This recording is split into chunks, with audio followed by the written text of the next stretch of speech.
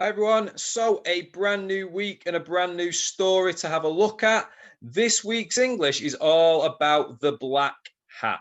Hopefully, you picked up your pack from school. It's going to be the black hat pack this week, and then it's going to be the catch pack next week. All right, so you've got 2 more weeks worth of English all ready to go. If you haven't got your pack or you prefer to print out your own sheets, that's fine. The link, as always, for the pack is on Class Dojo as well.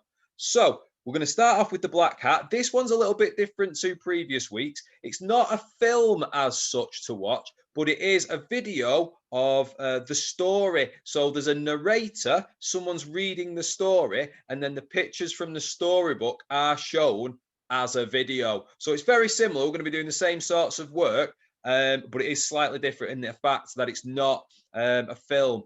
And it's different because you'll actually hear someone tell you the story. In a couple of the other films we've looked at, there's not been any sound or talking or things like that. But this one is actually somebody reading the story out to you. So you have to watch it very carefully, but you also have to listen very carefully for this one. So it's a really nice story, The Black Hat. We'll be starting it today and then doing work on it throughout the week. Lots of different activities coming. Today, like the other Mondays that we've done so far, you're going to look at the video and then answer a few questions on it. Now, the best way of doing it, I think I've said it before, is to watch it all once and just enjoy it and watch it, and then watch it again, and then pause as many times as you need to answer the questions. So you'll need either whiteboards or paper or your book or whatever to write the answers to the questions in. It's important when you're answering the questions to put in as much detail as possible as well. Few people are just putting one word answers. For some, that's fine. But for most of the questions, you do need to put a bit more detail into your answers. Okay, so what I'll say now is watch the film first without the questions. So do that now, pause the video. Okay, hopefully you've enjoyed The Black Hat. I like it. It's a nice little story. So I'm going to show you the questions, if it'll let me. There we go. So the questions, there's 10 of them. I'm going to read through them all now. A lot of them are your own ideas, so I'm not going to do answers for the questions, but you can obviously, and please do, send me your answers that you've put. So I'll go through them all, and if there's any that we're not sure about, I'll try and explain them a bit better. So number one, what words does the author use to describe the forest? Okay, the boy goes to the forest. There's lots of good descriptive words, some great adjectives about the forest. You need to tell me what words are used to describe it. Number two, who do you think the hat may have belonged to? That's totally up to you. Okay, that's your own ideas. Up to you. Who did the hat belong to? Try and give me as much information as possible. Don't just say one word. Try and give me some information about who the hat belonged to. Number three, how do you think the boy is feeling when he sees the creatures and why? It's important to tell me why he feels a certain way. Try and think yourself, how would you feel if you saw all those creatures? Number four, what creatures does the boy find? Straightforward.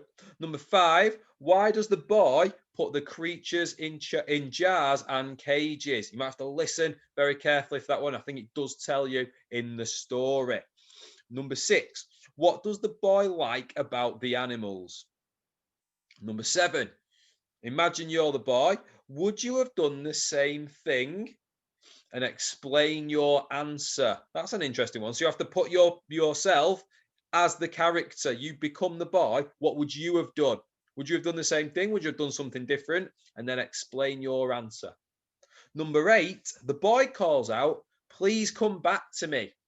What do you think the bird would have said back if it could talk?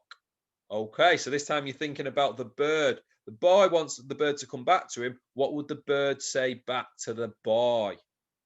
Number nine, how do you think the birds feel when they're flying around at the end? Explain your answer.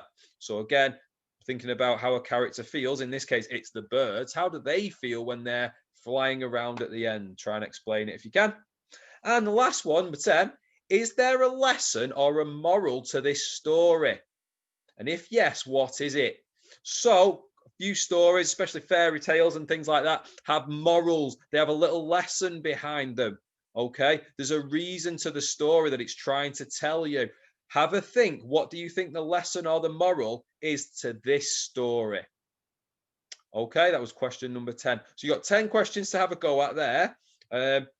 Watch the video again, use that to help you with the answers. Some you'll see from the video, some you'll use your own imagination and your own ideas for. Have a go, send me your work, and I can give you some dojos if you do. It's really good, the Black Cat. We've got lots more to come on it this week, lots of different activities. So hopefully you all enjoy it. Have a good go at that one, and I will see you all very shortly.